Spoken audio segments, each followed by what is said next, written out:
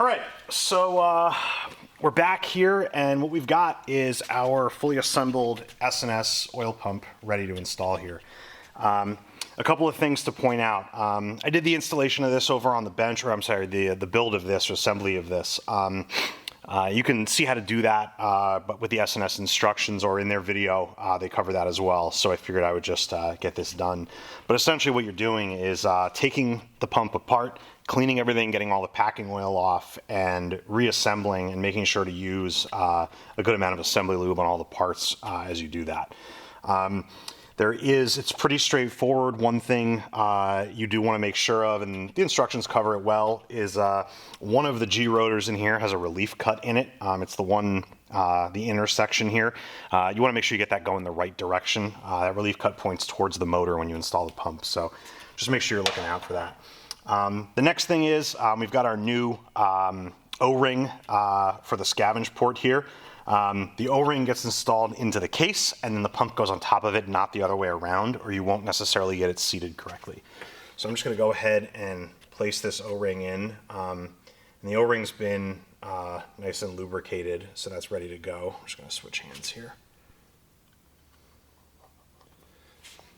A little hard to do one-handed. There we go. So we get that O-ring, just run the finger around it, make sure it's seated properly. All right, and we've got our oil pump here. Couple things to check. S&S oil pumps, two different versions. It's going to be marked with a W or an O on it.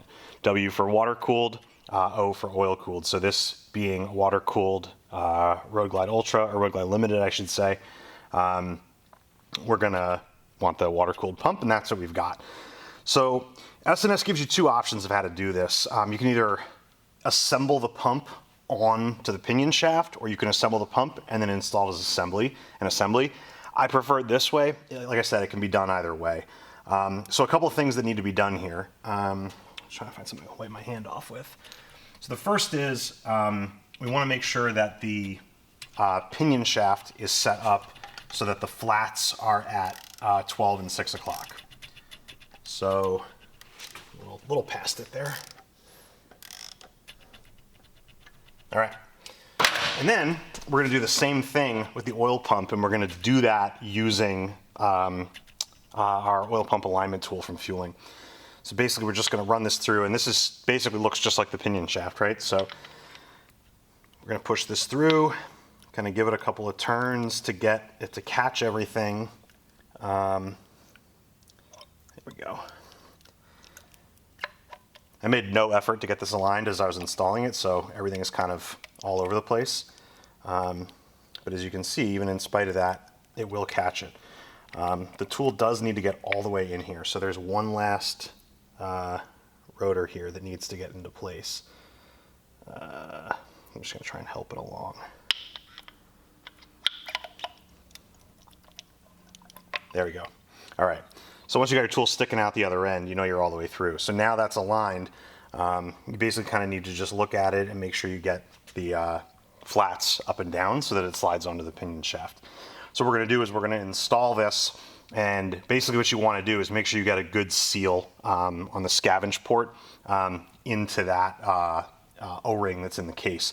So you're going to push with your thumb there, and you should be able to hear and feel a pretty obvious engagement of those. So, here we go.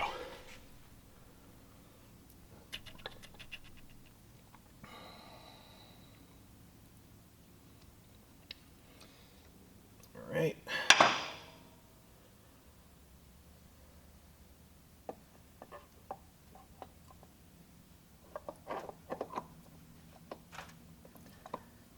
And there we go. So everything is around that needs to be. So now we're lined up. We're going to push. Pretty obvious, right? So that's clicked and that's in. So now these last two G rotors didn't quite make it on, but that's okay. We can just walk them on individually.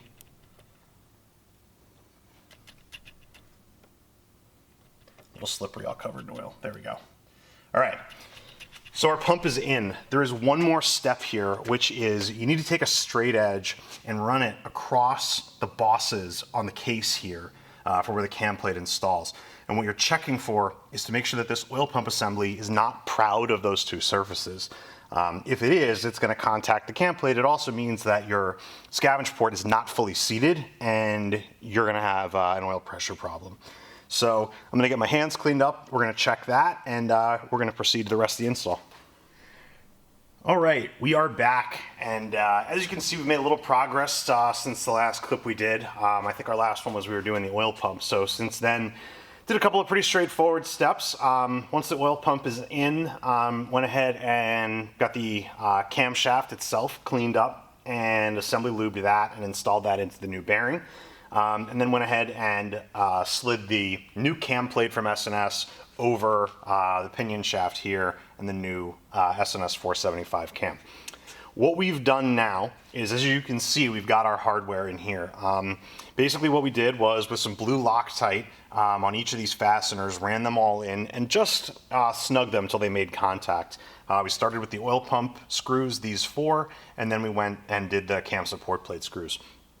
One of the really nice things about S&S, and as far as I know this is unique to their cam plate, is you can see the laser etching of the numbers and letters here. So they're giving you the torque sequence for the fasteners on the plate itself, so you don't have to keep going back to reference the assembly instructions or the factory manual, which is nice. So I wanted to come back and talk about the final torquing of these because depending on what you look at, there are some different, instructions and theories out there. I'm just going to kind of show you what we do and we've had success with, which is essentially following the S&S instructions, which is what you want to do when you're using their plate and pump. So, like I said, the oil pump has been snugged, and then we snugged the cam support plate screws. So now we're going to go back and we're going to do our final torque. So we're going to start with the cam support plate and we're going to torque those 90 to 120 inch-pounds following the sequence on here. So we'll start with the cam plate and I'm going to go ahead and do that.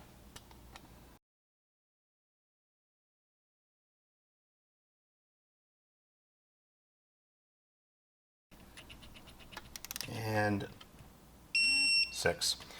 So that's final torque for the cam plate. What we're going to do now is we're going to rotate the motor 2 complete revolutions. And what that's going to do is make sure that the oil pump is totally centered. The oil pump alignment is obviously critical, so we just want to make sure that we don't skip that step and we get that. So what we've done here to make turning the motor over easy is we just put the bolt for the pinion sprocket back in here. And this has been in for a while. I'm sure you noticed when we were doing some of the things it was there. The cam plate will slide right over it, so feel free to leave that in, and it's much easier to turn the motor over that way than using the rear wheel while everything's disconnected. So we're going to go ahead and turn this over, like I said, 2 complete revolutions until this flat on the pinion shaft is back pointing towards 12 o'clock.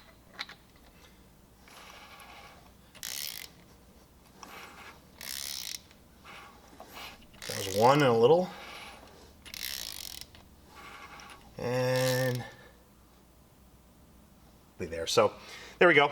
We've got it back. So now our oil pump is centered. And we're going to go ahead and do the final torque on the oil pump bolts. And they're going to be that same torque we did on the cam plate support. So we're going to start here. Sorry, I have to get back in the way of the shot again to do this. So I'm going to do the same thing I did before. I'm going to kind of get halfway there on each of these and then come back around and do it again.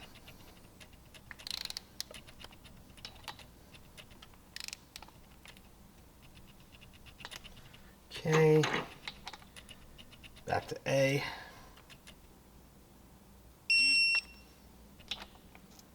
B. C. And D. All right, cool. So now we've got final torque on both of these. So what we're going to do from here is we're going to give the motor a couple more turns, and what we're going to be trying to do is feel for any binding or anything that's not lined up. And if you do feel anything like that, you're just going to want to take this stuff apart and do it again because you didn't quite get everything lined up. So we're just going to put our ratchet back on and we're going to turn this around. Now, obviously, when you do this, you're going to feel resistance because you're turning the motor. The pistons are moving up and down in the cylinders. So you're gonna feel, you know, that motion. What you're wanting to notice is if you're finding anything that's unusual or different. So as you can see here, this is turning consistently, easily around the whole way, which means we know we're in good shape. And I guess I'll point out here too, if this wasn't obvious, our spark plugs are removed on the left side of the bike, which is why we're able to do this. If they weren't, we'd obviously be overcoming the compression of the motor and we'd have a much more difficult time of doing that. So pinion shaft is back with the flat at 12 o'clock, and we are ready to proceed to the next step, which is going to be the alignment of the sprockets on both the cam and the pinion shaft. So just give me a sec to get cleaned up and we'll come back and get started on that. All right, so we're going to go ahead and proceed to the next step, which is getting our sprockets, chain, and tensioner back on. But before we can do the final assembly, there's an important step here whenever you're replacing components here, which is to confirm the alignment of the two sprockets. So obviously you have the big sprocket on the cam, the small sprocket on the pinion shaft, and what we're making sure is that they are aligned with one another so that the chain is running straight. This is a step that I don't know if it's covered in every other video, so I wanted to make sure that we pointed that out here. So what we're going to do is put these on without the chain so we can check the alignment. Now, the whole test of what we're doing is to make sure that the original spacer that came out of the bike is the correct size to go back in. If it's not, you'll need to get a new spacer, either thicker or thinner than the one that you've got, depending on what your situation is. Now, they don't come with the kit, but they're readily available either from a Harley dealer, from S&S, from Fueling. They're all over the place, so just call around and you'll find one if you don't have the one you need. So we're going to go ahead and put that spacer on to our camshaft. Now, what we want to do is just make sure that this sits on here correctly. Okay. So we've got that in. The next step is going to be to put the big sprocket on. Now, there's a big tooth here. What we want is that big tooth to be pointing straight up. It doesn't matter the alignment and the time of the timing marks now, but we're just going to do it. We're going to make them align now, so we say that's that step later. And honestly, ultimately, the reason we leave the pinion shaft at 12 o'clock is because that is the correct timing alignment. So with these two dots aligned, the timing is correct, which again, like I said, doesn't matter for now, but it also allows the tool to slip in properly. So that all works out pretty nicely. So now what we're going to do is go ahead and put the bolts in. These are going to spin, and that's okay. And we are going to torque these. We want this to be exactly as it's going to be when we do the final assembly. So I'm just going to snug these up by hand, and then we're going to come back and install the locking tool, and we're going to torque these down, and then we will go ahead and check the alignment.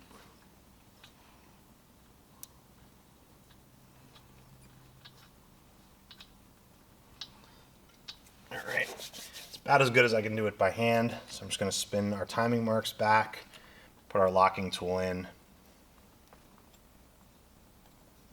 like so, and we'll tighten these down. I'll tighten those down, I just have to grab the right wrenches, and then we'll come back and check that alignment. All right, so we've got our bolts back in here and torqued down. So the next step here to check the alignment is you're going to take a straight edge and you're going to place it across the faces of these sprockets. And obviously where you need to do that is on the edge that is the edge the chain rides on, not these other parts.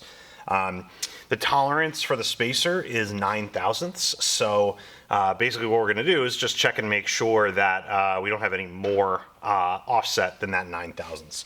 So if we take our straight edge and we place it across the pinion sprocket, and this could be off the other way. Basically what you want to do is figure out which one is further out. and you're going to want to place your straight edge on that one, and then check the clearance to the other one. So in this case, it is the pinion sprocket that's further out. So I've got a 10 thousandths feeler gauge here. So we're going to go ahead and try to insert that, and we want to have happen is we want it not to go in.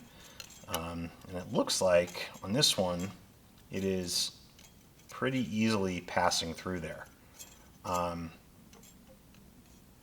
Yeah. So you can see, hopefully, that is getting under there. I'm just going to check the other side too, just to be sure. If I come down here, hopefully I'm not in the way. Put that on that lower sprocket. Yeah. So that feeler gauge is sliding under there. And like I said, that's a 10 thousandths, and 9 thousandths is our tolerance. So what this means is we're going to have to change that spacer behind the cam sprocket to get these closer into alignment. So we went from, like I said, a smaller one to a larger one. I just tried the 10 thousandth feeler gauge again, and that one was not able to fit. I've now got an 8 thousandths feeler gauge, and so if this one doesn't fit, or it fits snugly, then we know that we're inside that 9 thousandths. So let's give that a shot here. We're going to get our straight edge aligned. And we can see we didn't go too far, in that we pushed the cam sprocket out beyond the pinion sprocket, because our straight edge is still sitting in front here. So we're going to do this, and that 8 thousandths feeler gauge will also not fit in. So now we know for sure that we are within that 9 thousandths spec. And I'm just going to try the other side, just to double confirm. Better safe than sorry. Let's get that aligned here. And again, that is not fitting under it. I am able to kind of jam it under, but I'm lifting the straight edge when I do that. So yeah, like I said, so we know we're good. So now we will disassemble this one more time, and we will do the final install with the chain. So let me get that disassembled, and we'll come back to do the final install. All right, so we're gonna go ahead and do the final install of our sprockets and chain assembly here and get this cam chest finished up. A few little details to point out here again that I don't know that are always covered, and there is some conflict between the S&S instructions and the factory service manual instructions. In this case, we're going to follow the factory service manual, if only because it adds an extra step of security. The S&S instructions kind of have you final tightening these right away, whereas the factory instructions are having you do a stepped sequence. And I think that when there's a conflict like that, err on the side of more caution rather than less. So that's typically what we do here. So we're going to go ahead and walk through this. First off, I'll point out here you can see the new spacer we put in. This is a 130 thousandths spacer. Like I said, we went up 2 steps from the original that was in there. So here we go. Like I said, we're going to do the final assembly. So now we're going to get our sprockets on with the chain. So we have our chain here. I'll point out we marked the chain when we did the disassembly, one of the links with just a marker here, so that we know which side of the chain was facing out when we took it apart. When you have these types of moving components, always a good idea to keep them moving in the same direction that they came out. So knowing that helps to put it together. So we're going to go ahead and get our sprockets installed in the chain, and when we do that, we're going to make sure to align the timing marks, because obviously now is the time that is going to matter.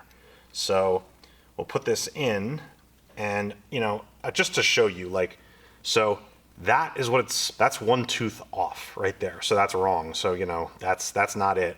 So this pinion sprocket needs to turn 1 tooth over, and that's what the proper alignment is going to look like. So we've got those married together. I'm going to set those aside for just a minute. We're going to do a little bit of assembly lube work here. So we're going to do the teeth on the cam and make sure we get those well coated. we're going to get this outer thrust surface, the inside's already done, on our thrust washer here, and we're going to get the pinion shaft itself here too. All right, and then likewise, we're going to go ahead and do the related components on the sprockets. We are going to get the chain and the teeth of these as well, but we can wait until they're installed to do that.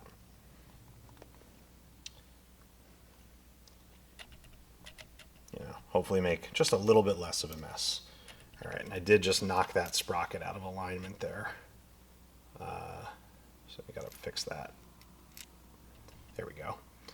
All right, and then I'm also just going to flip this around, and I'm going to get the rear surfaces where they contact on both sides as well. Okay, so now with our big tooth on the cam facing up and our flat facing up, these should drop into place like so. So that is what that should look like. We've got our timing marks aligned, our chain is facing the right direction, and we've got the assembly lube where we need it. Now a quick couple of steps. I'm just going to grab some red Loctite here. These do call for red high strength Loctite rather than blue like we've been using so far on the other components. So be ready for that. But before we get to the Loctite, another critical piece here is we want to make sure that we get assembly lube on under the flange of each bolt and on the faces of the washers. So I'm going to go ahead and start with our cam side. And I'm going to put assembly lube there and there. Put this on. And what we're doing here with this assembly lube is essentially making sure that we get the proper torque reading when we go to install these. If the manual calls for it, and it does, and you don't do it, you won't get an accurate torque reading. They're designed, the torque spec is such that it wants the lubricant to be there based on the number they're giving you, and so you want to make sure you follow those instructions. All right, so we gotta, before we stick that in, like I said, red Loctite. Okay, let's put that in. Just got a little bit too much on there. There we go. And put this in, and we'll start with these just finger tight.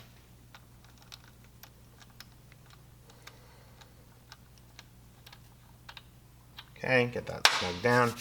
And then we're going to do the same thing we just did, but we're going to do it with the pinion sprocket.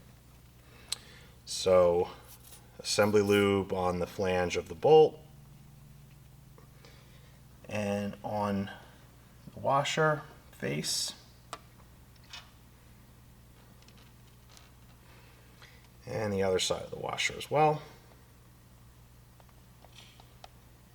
And just to be sure, let me get it on here too. Go ahead and add a drop of red Loctite on here.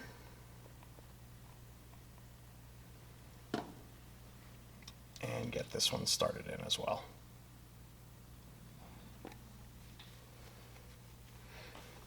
All right, and just with all the oil that's on there, it can be a little hard to just turn it by hand, so I just grabbed the socket and used that to turn it.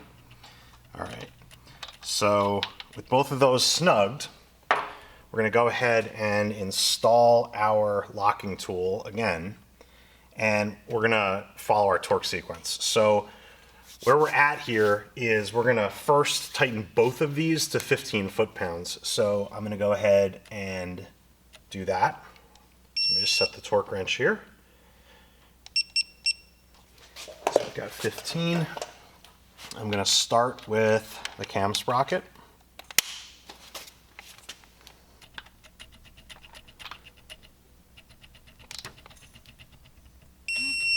Okay, And then I'm going to move down to the pinion.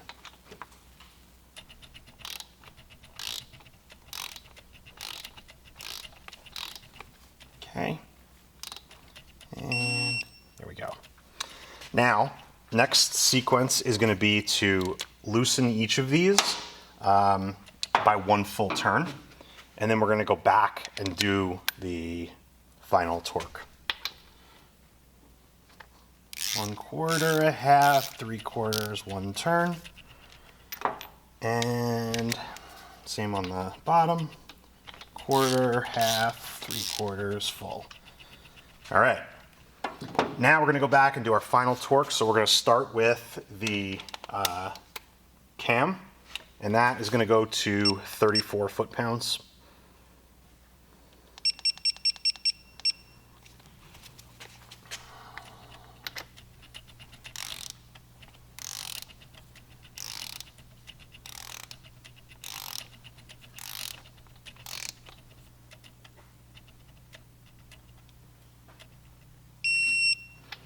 Okay, and we're going to move down to pinion sprocket, and we're going to adjust our torque setting. It's a little less, 24 foot-pounds.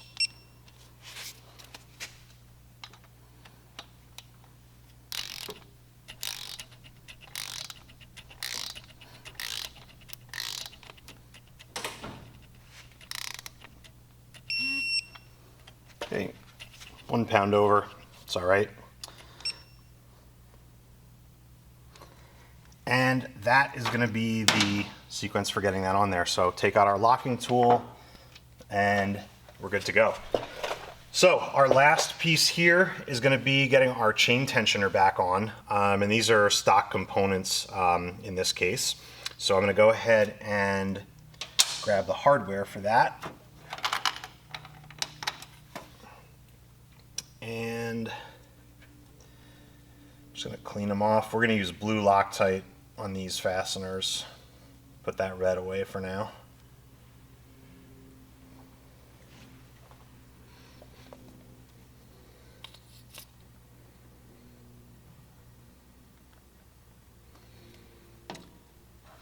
And I like to start with the bottom one. Personal preference on that, I guess.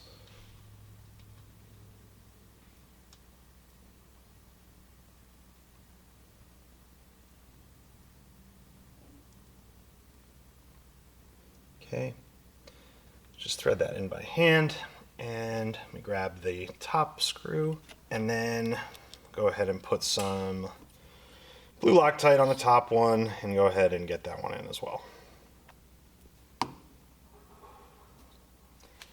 All right.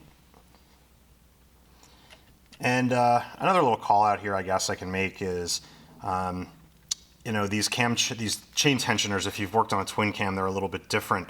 One of the things you want to avoid with the twin cam is doing what I just did, which is kind of one fastener and then walking it in and doing the other one, because it can cock the chain tensioner in the body. On the M8s, obviously it's only connected on one side, and that's actually how it works. So you're more than fine to walk it in the way that I just did. So last step on that is going to be torquing those down. So just grab the torque wrench here, get that done. All right, so we'll give these a couple turns here. There we go, there's one. And two. And that is essentially going to do it for the cam chest portion of the install. So from here, what we're going to do is move on to our lifters and our push rods, get this buttoned up, and we'll be back on our way to getting this bike back on the road.